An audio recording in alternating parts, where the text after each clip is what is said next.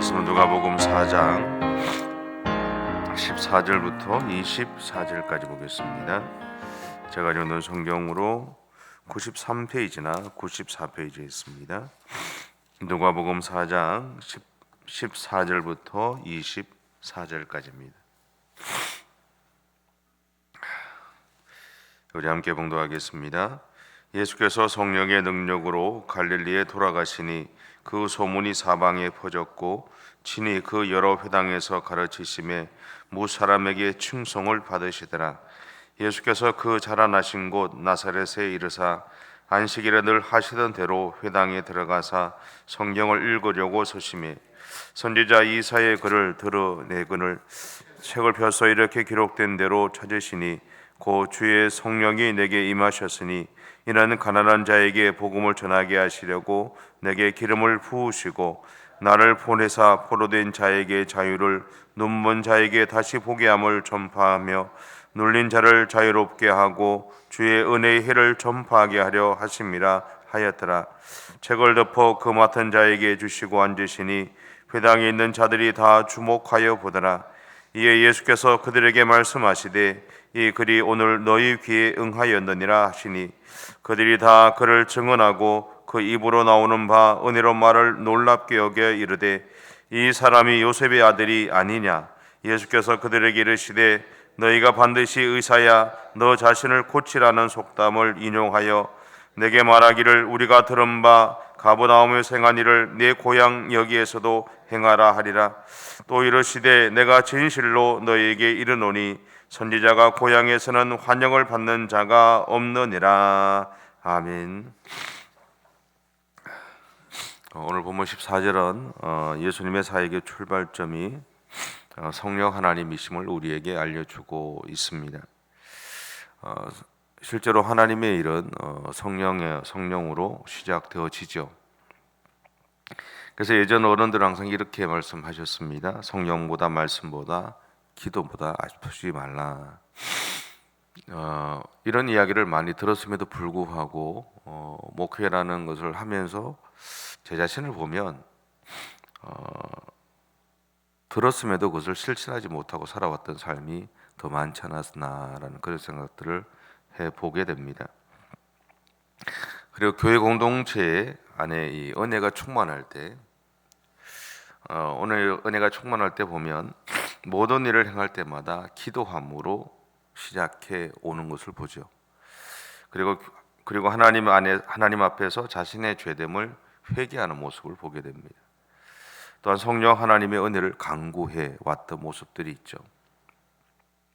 어느 목사님이 메모지에다가 이렇게 기록한 내용을 제가 읽은 적이 있습니다. 그 내용이 이렇게 적혀 있습니다.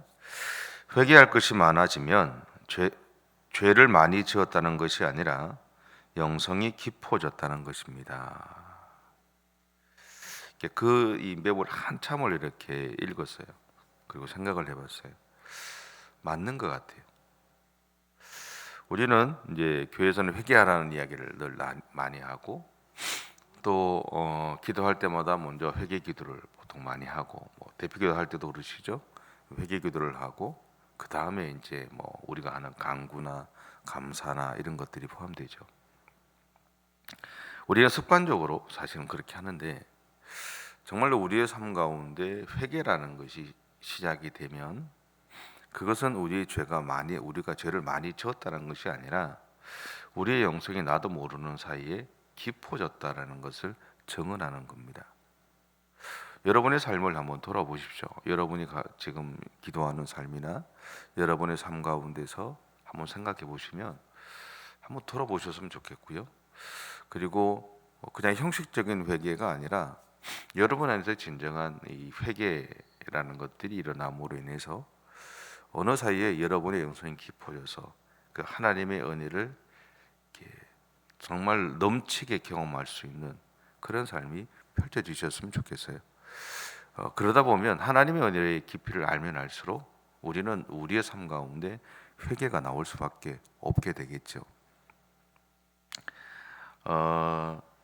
그래서 여러분의 삶이 여러분의 어떤 영성들이 깊어져가는 매일매일의 삶이 되시기를 축복합니다. 예수님은 세례 요한에게 세례를 받으신 다음에 40일 동안 성령 하나님에게 이끌려서 광야에서, 다시 말하면 절대 고독의 그 자리에서 하나님을 직면하게 됩니다. 아무것도 없었어요. 하나님만 의지할 수밖에 없는 상황. 우리에게 때때로 어려움이 있죠. 어려움의 문제가 생기면 우리는 그때 주변을 돌아보지 않고 처음에는 주변을 보죠. 나를 도울 수 있는 사람도 보고 내가 할 수 있는 방법도 찾아다니죠. 근데 그까지 없는 상황 속에 내몰리게 되면요, 하나님밖에 보지 않습니다. 그게 절대 고독의 자리고요, 그게 우리 인생이 시작된 광야의 자리입니다. 그때는요, 아무런 도움이 될 수 있는 것이 하나도 없어요. 돌아보세요. 여러분 삶에서 그러셨을 때가 있을 거예요. 그리고 어쩌면 그런 시간들을 얼마 전에 지나온 사람도 있을 것이고, 지금 지나가는 사람도 있을 것이고, 앞으로 지나가야 될 사람도 있을 겁니다. 분명한 것은 그 절대 고독의 자리에서 우리는 하나님을 직면하게 된다는 것. 이전까지 내가 만났던 그 하나님이 아니라 새로운 하나님을 경험하게 된다는 겁니다. 물론 그곳에서 우리는 다양한 사단의 시험을 받기도 합니다. 예수님처럼. 근데 이 모든 과정을 거친 다음에 예수님은 자신의 사역을 시작하셨다는 거죠. 다르게 보면 우리도 우리의 인생 가운데 그런 과정들을 거친 다음에 우리에게 새로운 인생의 시작이 된다라는 겁니다. 예수님의 이 3년 반 동안의 사역을 우리는 공생애라고 그렇게 부릅니다. 공생에 대해서 사전에서는 이렇게 정의를 합니다. 개인의 일생에서 공무나 공공사회에 종사한 기간이다. 다시 말하면 예수님은 자신을 위해 살아가는 삶을 멈추시고 타인을 위해, 다시 말하면 타인의 유익과 자신에게 주어진 공적인 책임을 감당하기 위한 삶을 시작하셨다라는 것을 의미합니다. 이것을 신앙적인 표현으로 하면 이렇습니다. 죄로 인해 하나님과 단절되어 죽음을 향해 달려가던 우리를 살리시기 위해서 예수님이 십자가에서 대속제물이 되어 죽으심으로 세상을 구원하시기 위해 살았던 삶이 바로 예수님의 공생애다라는 겁니다. 그분의 삶이 아니라 우리를 위한 삶을 사신 것이 예수님의 공생애였습니다. 그런데 오늘 성경은 예수님의 공생애가 성령의 능력으로 시작하게 되었다라고 정언하죠. 그리고 성령의 능력으로 시작되어진 이 예수님의 공생애를 통해서 기적을 행하시고 또 하나님의 말씀을 가르치셨습니다. 이것은 갈릴리, 본인이 자랐던 이 갈릴리 지역에서부터 시작해서 이스라엘 전체적으로 이제 확산이 되죠. 이러한 소문들이 예수님이 자랐던 이 나사렛에도 이게 들렸습니다. 그 사람들 안에 기대감이 생긴 거죠. 야, 우리 동네에 큰 선지자가 나왔대. 나사렛에서 인물이 나왔대. 그러면 어떤 마음이 생겨요? 그 사람 빨리 보고 싶잖아요. 그죠? 그래서 예수님이 나사렛에 가서 회당에서 하나님의 말씀을 전하죠. 근데 사람들은 선지자로서의 예수님이 아니라 자신들이 알고 있던 동네 꼬마였던 예수님을 찾았어요. 제 모교회를 지금 가면, 제가 이제 조금 있으면 60이 다 돼가는데, 지금도 가면 제가 어릴 때 선생님이었던 분들, 장로님도 계시고 다 있죠. 또 제 후배들 다 있죠. 그럼 저를 보면 그 어른들은 저를 뭐라고 부르실 것 같으세요? 윤혁이 왔냐? 이해가 되시죠? 나쁜 의미가 아니라 저는 그렇게 부르라고 말씀을 드려요. 후배들한테도 마찬가지고 오빠나 형으로 부르라고 이야기를 합니다. 근데 나사렛에서 예수님이 오셨음에도 불구하고 나사렛에 살았던 그 사람들은 어릴 때 동네 꼬마였던 예수님을 찾았어요. 이전에 나사렛에서 살았던 그 예수님을 찾아내려고 그들은 했던 겁니다.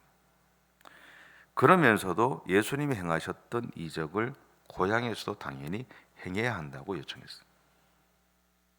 좀 다르죠? 어릴 때 동네 꼬마였던 예수를 찾았는데 그 나사렛에서 와서 지금 자신이 선지자로서 하는 그 이적을 행하라고 얘기해요. 선지자로서 예수님을 보지 않는데 행하라고 얘기하는 거죠. 물론 그들이 예수님이 그렇게 요청한 이유는 다른 것이 아닙니다. 예수님이 오시기 전 한 400년 시간을 신학적으로 보면 이 암흑시기라고 합니다. 영적인 암흑시기라고 합니다. 말라기서부터 시작해서 예수님 오시기 전까지 한 400년을. 그 이야기는 뭐냐면 그때는 하나님의 침묵하심이 일어났고, 그리고 하나님의 선지자를 통해서 일어났던 이적들이 단절됐다라는 겁니다. 신앙의 역동성이 상실되어졌던 시대라는 것을 의미합니다. 그러니까 이 사람들 입장에서는 그 단절되어졌던 시대를 살았던 자기들 입장에서 과거 선배들을 통해서, 어른들을 통해서, 손주들을 통해 들었던 그 하나님의 역동적인 일들을 보고 싶은 마음이 있었던 거죠. 그렇다고 해서 그 예수님을 선지자로 인정하는 건 아니었어요. 그냥 동네 같이 자랐던 아이, 동네 아이 정도로만 이해를 했었던 거죠. 이러한 고향 사람들의 태도에 대해서 23절과 24절 이렇게 말씀하십니다. 예수께서 그들에게 이르시되 너희가 반드시 의사야 너 자신을 고치라 하는 속담을 인용하여 내게 말하기를 우리가 들은 바 가버나움에서 행한 일을 내 고향 여기에서도 행하라 하리라. 또 이르시되 내가 진실로 너희에게 이르노니 선지자가 고향에서는 환영을 받는 자가 없느니라. 일반적으로 유대인의 회당 예배는요, 먼저 쉐마라고 하는 것이 있습니다. 들어보셨죠? 쉐마라는 얘기는 들어보셨죠? 못 써도 되고 몰라도 됩니다. 그냥 쉐마라는 것이 있습니다. 그들이 쉐마라고 부르는 게 있는데, 이건 뭐냐면 들으라, 하나님의 말씀을 들으라라는 그런 뜻이 있어요.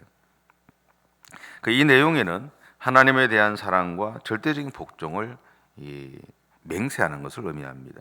이것이 뭐냐면 신명기 6장 4절부터 9절 말씀, 그리고 신명기 11장 13절부터 21절 말씀, 그리고 민수기 15장 37절에서 41절 말씀을 이야기하는 거예요. 그래서 이 말씀들을 유대인들은 굉장히 중요하게 생각을 합니다. 그래서 항상 묵상하고 암기를 해요. 다른 거는 몰라도 이 말씀, 세 가지 말씀을 반드시 그들이 합니다. 그래서 이 사람들은 유대인들이 예배 드릴 때, 자기들이 기도할 때 보면 이렇게 검은색으로 작은 상자 같은 거 혹시 보셨어요? TV 같은 데 한번 나중에 보세요. 통곡예배 같은 데 가서 이렇게 있을 때 남자들이 이마나 이렇게 팔뚝에, 여기 팔뚝에 작은 까만 상자 같은 거를 묶어요. 가죽으로 묶어서 있어요. 그러면서 이제 앞에다 성경을 이렇게 소위 말하는 모세오경이나 이런 거를 펴놓고 읽어요. 그럼 기도를 하거든요. 근데 그것을 뭐냐면 그걸 경문이라 그럽니다. 까만로 된 사각형 박스인데 그걸 경문이라고 해서 끝에다가 가죽으로 묶어요. 그래서 여기 정수리에서 이마 사이에 이걸 올립니다. 그래서 이걸 가죽으로 묶고 이렇게 얼굴 할 때는 이렇게 묶고 팔뚝에는 여기다 붙여가지고 여기다 붙여서 이렇게 감아요. 근데 그 안에 뭐가 있냐면 그 안에 네 가지, 작지만 네 가지 이렇게 칸이 있어요. 예전에 성지순례 가면 그 열쇠고리 같은 데 보면 이렇게 이제 그 작은 성경 비슷하게 해서 작은 어떤 그런 것들 붙여두기도 하고 안에 끼워두기도 하고, 그 안에 이제 그걸 끄집어내서 보면 뭐가 있냐면 제가 방금 이야기했던 신명기 6장 4절에서 9절, 신명기 11장 13절에서 21절, 민수기 15장 37절 41절 말씀을 기록해놔요. 그게 있어요. 그래서 거기에 붙여놓고 이 사람들이 이제 이것을 읽는 거예요. 읽으면서 기도를 해요. 그래서 또 집에다 가보면 그 유대인들을 보면 집 문설주에 가보면 옛날 요즘도 그렇지만 그 성경 구절 같은 거 우리도 집에 이렇게 막 이렇게 내가 보기 좋은데 붙여놓고 그랬잖아요, 한동안. 지금은 많이 읽으시니까 안 그러겠지만 옛날에는 많이 붙여두고 그랬죠. 옛날 어른들은 아세요? 집집마다 그것도 크게 잘 안 보이니까 작은 글씨는 안 돼. 큰 글씨로 해서 붙여달라 그래요. 그러면 뭐 부엌에다 붙여두고 뭐 하여튼 본인이 움직이는데 다 붙여도, 그죠? 그래서 그것을 외워요. 그렇게 했었어요. 지금도 저희 처가에 가면 장모님은 또 붙여놨어요. 교회에서 준대요. 이렇게 다 해서 붙인대요. 아니면 저한테도 이렇게 뽑아달라고 해서 붙여놔요. 그런 것 같아요. 문설주에다가 가죽으로 이 말씀을 적어서 아까 읽었던 이 쉐마라고 하는 것을 붙여놔요. 그리고 메주자라고 해서 유리병 비슷한데 둥근 거 있어요. 그거를 이렇게 붙여둬요. 그러니까 우리 모래시계 같은 거 있죠. 근데 모래시계는 이렇게 안에서 이렇게 갈라져 있잖아요. 좁아지잖아요. 그거 없이 그냥 통으로 된 그런 거, 아니면 그걸 메주자라고 하는 거를 이제 금속으로 만들기도 하고 이렇게 붙여둬요. 그래서 이걸 열면 읽을 수 있고, 유리로 된 거는 돌리면서 읽을 수 있어요. 그래서 들어가고 나가고 이렇게 하나님의 말씀을 읽는 거예요. 회당 예배는 바로 이 쉐마를 함께 읽은 다음에 기도하고 나서 그날 초대된 사람이 모세 오경이나 토라에서 한 말씀 또는 선지서에서 한 말씀을 읽고는 말씀을 전합니다. 그래서 오늘 예수님도 유대인들의 회당에 가서 이사야 61장의 말씀을 읽었던 거예요. 초대됐다라는 얘기예요. 초대되어서 우리가 헌신 예배를 드리면 외부에서 목사님 부르시잖아요. 그죠? 그렇게 초대하는 거죠. 초대됐다라는 거예요. 그런 다음에 그 말씀이 다 끝나면 제사장이 마지막 소위 말하는 축복 기도를 하고, 그리고 나서 그 회당 예배가 마치게 됩니다. 그러니까 오늘날 우리가 드리는 예배랑 비슷하죠. 그러니까 우리가 드리는 예배의 어떤 기본 틀이라고 하면, 근본으로 들어가면 회당 예배에서 나온 거예요, 사실은. 근데 이 갈릴리 회당에서, 나사렛 회당에서 예수님은 이사야 61장 1절부터 3절 말씀을 읽는데, 제가 다시 한번 읽어볼게요. 주 여호와 영이 내게 내리셨으니 이는 여호와께서 내게 기름을 부으사 가난한 자에게 아름다운 소식을 전하게 하려 하심이라. 나를 보내사 마음이 상한 자를 고치며 포로된 자에게 자유를, 갇힌 자에게 노임을 선포하며 여호와의 은혜의 해와 우리 하나님의 보복의 날을 선포하며 하여 모든 슬픈 자를 위로하되 무릇 시온에서 슬퍼하는 자에게 화관을 주어 그 죄를 대신하며 기쁨의 기름으로 그 슬픔을 대신하며 찬송의 옷으로 그 근심을 대신하시고 그들이 의의 나무 곧 여호와께서 심으신 그 영광을 나타낼 자라 일컬음을 받게 하려 하심이라. 그런 다음에 예수님이 무슨 이야기 하시냐면 예언의 말씀이 이루어졌다라고. 말씀을 전하실 때까지는 괜찮았는데 이 예언의 말씀이 이루어졌습니다라고 했을 때 유대인들, 그 회당에 모였던 유대인들 충격을 받았어요. 왜냐하면 이것은 메시아가 오셔야 이루어지는 일이었거든요. 근데 지금 자기들 앞에 서 있는 예수님은 자신들이 어릴 때부터 알아왔던, 때로는 함께 자랐고 때로는 자라는 것을 보았던 목수의 아들, 목수 요셉의 아들이었기 때문에 그들의 눈에는 예수님이 메시아가 아니었어요. 그냥 그 동네 사람이었던 거예요. 그러니까 받아들일 수 없었던 거예요. 이게 뭐지? 오늘 나사렛 회당에 모인 사람들의 모습을 보면서 그 모습은 우리에게 중요한 것을 하나 말하는 것 같아요. 그건 뭐냐면 하나님의 이적은요, 하나님의 역사는 우리의 믿음이 그 바탕에 깔려 있을 때 일어납니다. 믿음이 없으면 아무런 일도 일어나지 않습니다. 전에 제가 한번 말씀을 드렸는데 서울에 있을 때 어른들 모시고 기도원을 가서 기도를 하다가 제가 마지막이었기 때문에 안수 기도를 다 했어요. 한 50명 되는 분들. 그리고 이제 왔죠. 아무 생각 없이 왔어요. 그리고 나서 한 그 주간에 어느 한 집사님이 전화를 했어요. 목사님, 우리 모친 허리가 나왔어요. 그래요? 잘 됐네요. 평소에 허리가 아프셨던 분이었으니까. 아이고 잘 됐다고 그랬더니 뭐라고 얘기하시냐면 목사님이 기도해 줘서 나왔다는 거예요. 그래서 내가 예? 그러니까 목사님이 그때 다 기도해 주셨을 때 자기가 그때 기도를 받고 나왔다는 거예요. 아 그래요? 그러면 제가 그랬어요. 그러면 권사님이 제가 기도할 때 하나님이 목사를 통해서 역사해 주실 것을 믿었기 때문일 겁니다. 그리고 전화를 끊었어요. 저는 그 생각은 지금도 똑같습니다. 다르게 표현하면요, 하나님의 일은, 하나님의 역사는 내가 하나님이 이루어 가실 것을 믿을 때 일어나는 겁니다. 왜 우리가 기도할 때 하나님의 응답하심이 없느냐? 내가 믿지 않기 때문이죠. 가끔씩 목회를 하면서 그럴 때가 있습니다. 누군가가 아프다는 이야기를 끊어 누군가 같은 기도를 부탁을 했을 때 평소와 좀 다르게 기도가 될 때가 있습니다. 그래서 저도 모르게 이렇게 던지는 말이 있어요. 괜찮을 겁니다. 던지고 나면 나중에 보면 나아 있어요. 해결되어 있는 걸 볼 때가 있습니다. 근데 나중에 그분하고 이야기를 해보면 목사님이 그 이야기를 할 때 제가 목사님이 하셨던 그 말대로 이루어질 것을 믿었어요 하는 얘기를 제가 들을 때가 많습니다. 목사가 능력이 있는 것이 아니라 하나님의 역사는요, 우리가 하나님을 믿을 때 이루어지는 겁니다. 여러분이 기도하신 것을 하나님이 이루어질 것을 믿으시죠? 그렇다면 응답될 겁니다.